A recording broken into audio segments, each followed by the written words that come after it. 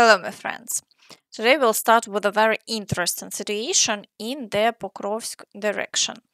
Since the Russians are planning this fall to put an extra pressure on the Pokrovsk sector and capture both Pokrovsk and Myrnohrad, it has been reported multiple times that they are pulling in units from other directions to prepare for final battles for these two cities, trying to push through Rodinsk and Dvorichna. Practically all of August, they've been moving equipment and manpower in this area. And yesterday, the Ukrainian forces carried out a series of powerful strikes on Russian positions that were supposed to take part in the new offensive. One of the strikes hit the Topaz plant. According to our information, an army-level command post was located at the Topaz plant that was struck. Its exact affiliation is currently unknown.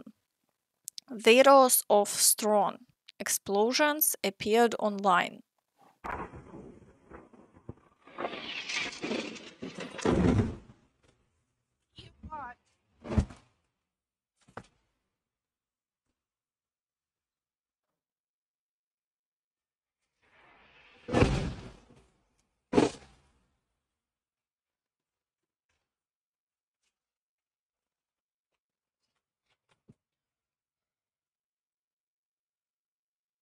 Топаз прилетела. There were many strikes, almost all concentrated on this single plant. Preliminary reports suggest they were Storm Shadow missiles, after which videos of Shahed drone strikes on other facilities started to appear.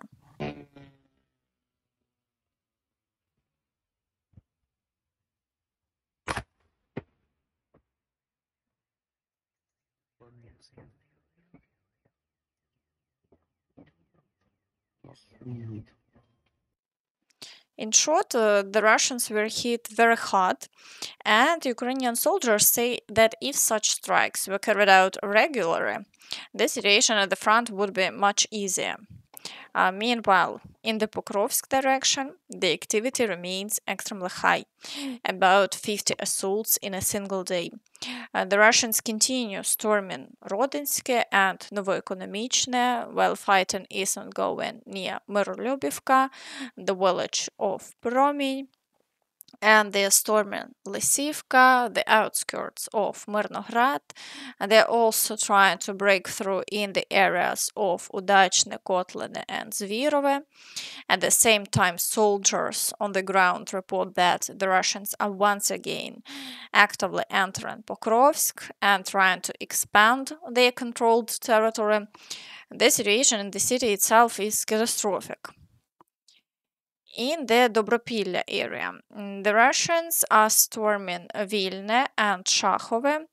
The situation here is extremely difficult. The Ukrainian forces are attempting counterattacks, but the Russians still have superiority in numbers and continue the offensive to expand control. According to the latest reports, the armed forces are trying to push toward Novotorets and in the area of Razine. If they manage to cut this section of the front in the near future, the major Russian offensive and the attempt to fully capture Pokrovsk and Myrnohrad could add in complete failure for them. That's because the Ukrainian side would cut off the most important flank, and in fact, by capturing Rodinsk and Grishine or Krasny Lyman, they would be able to advance across the fields toward Grishine, yes, and fully encircle Pokrovsk and Myrnohrad. That is why today the most important battle is taking place for this territory. For now, however, over the past day, there have been no changes on the front line. Ukrainian soldiers report that they're still trying to encircle the Russians and carry out clearing operations in settlements in the Dobropillia sector. The advance toward Dobropillia hasn't yet been cut off. Yes, there are successes, but they come at a great cost, and this must be remembered. It is the blood and sweat of our assault troops, our infantry. In Kucherev Yar, the clearing operation is still ongoing. My assumption that it would resemble the clearing of the aggregate plant in Vovchansk is so far proven correct. The Russians managed to entrench there, and even in full encirclement, they were holding on relatively well.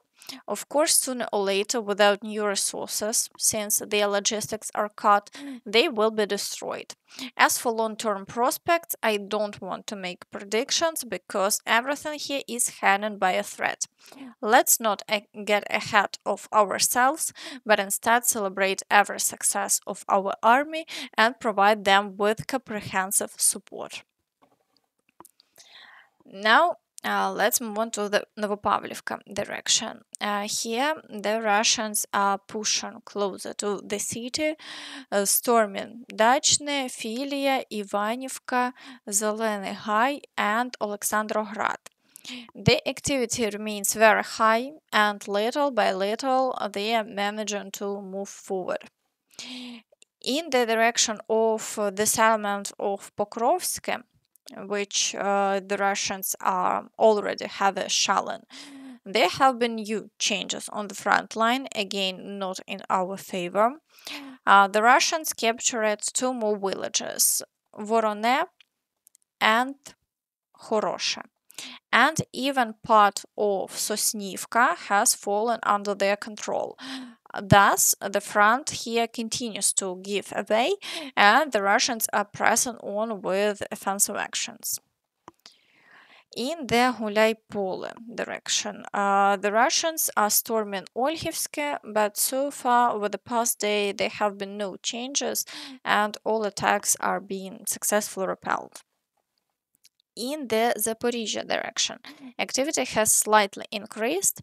The Russians are storming Malatokmachka, pushing toward Novodanilivka, Stepnohirsk, and advancing in the area of the village of Plavny. In addition, the number of Shalin here has grown, and the Russians are clearly aiming to break through the defense. However, for now, the Ukrainian forces are repelling all attacks, and there have been no new changes over the past day. Now let's move on to the Kostiantynivka direction. Here, the Russians are storming Stupachki, Pleshiivka, Klebanbyk, and pushing through in the area of Poltavka. Heavy shelling also continues here, but over the past day there have been no new changes. In the Kramatorsk direction, the Russians are storming Markove, Orikhovo-Vasilievka, and Minkivka. The situation here has started to deteriorate. Earlier, the Russians showed little activity in this sector, but now they have begun trying to break through, possibly to draw our reserves away from the Kostiantynivka direction. And near the village of Maiske, they have already managed to advance somewhat. However, over the past day, there have been no new changes here, and fighting continues. In the Siversk direction, the Russians are actively pushing towards Siversk, and the gray zone has significantly expanded. In fact, they are already breaking through toward the city.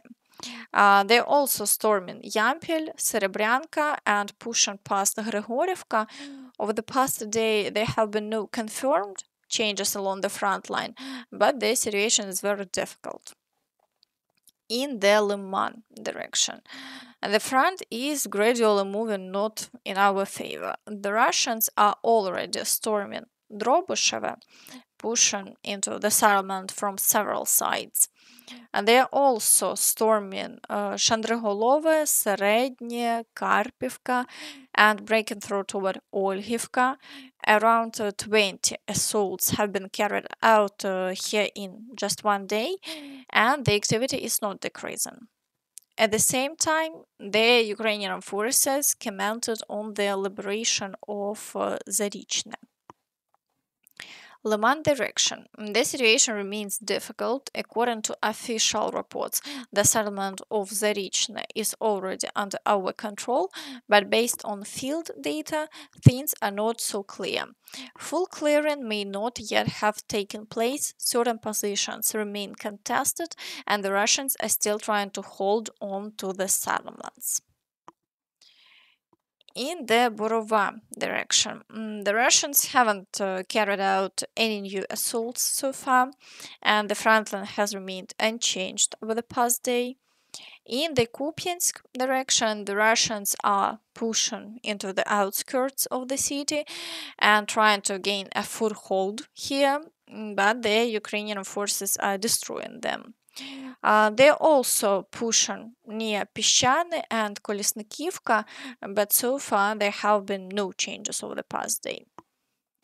In the Dvorichna direction, attacks have resumed in the forest near the village of Kamyanka, but Russia has had no success and all advancing groups are being destroyed.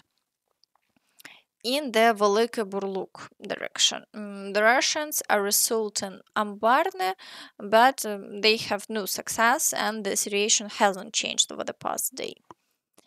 In the Kharkiv direction, the Russians continue shelling Kharkiv, but no new attacks are recorded along the front line. In Vovchansk, fighting continues, although the front line there has long remained unchanged. In the Sumy direction, the Russians continue attempts to break through near Andriivka, Varachine, and Yunakivka. However, they have had no success, and the front line has remained unchanged over the past day. Meanwhile, Merz states that Putin's plans don't stop at Ukraine. Putin's plans are not limited to Ukraine, they only begin there, Merz says. The German Chancellor urged European allies to actively seek new partnerships worldwide. In Europe, we must adjust our interests without false nostalgia, he added. He also noted that while the US remains an important partner, these relations have become less straightforward as Washington ties its connections to certain interests and issues. If this is indeed the case, the war could last for many more years, and this is just the beginning. Meanwhile, in the occupied Luhansk, huge lines are formed and at gas stations. The fuel situation continues to worsen, indicating that strikes on refineries didn't go unnoticed. Online, a chronicle of strikes on Russian factories has appeared, showing that a huge number of plants were hit.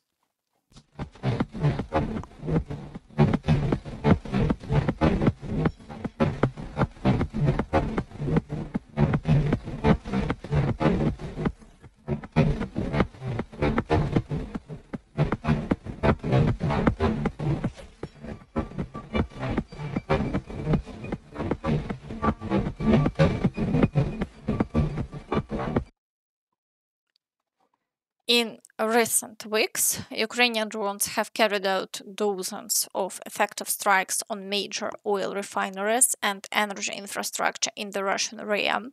Additionally, the destruction of fuel reserves near the front line impacts the combat capability of the Russian army and military-industrial complex as a whole. Regular attacks on Russian refineries and fuel depots began last year. This year's campaign has focused on oil plants in key consumption and processing regions. The effects are becoming increasingly noticeable, also due to sanctions and a lack of of imported equipment to repair damaged facilities. According to Reuters, by the end of August 2025, Ukraine's long-range strikes disrupted at least 17% of Russia's refining capacity. In a report from August 28, analysts at the Institute for the Study of War forecast that the ongoing fuel shortage caused by refinery strikes could lead to rising inflation and further macroeconomic instability in Russia. Overall, the war is now hitting Russia very hard. Friends, be sure to share your thoughts about this in the comments.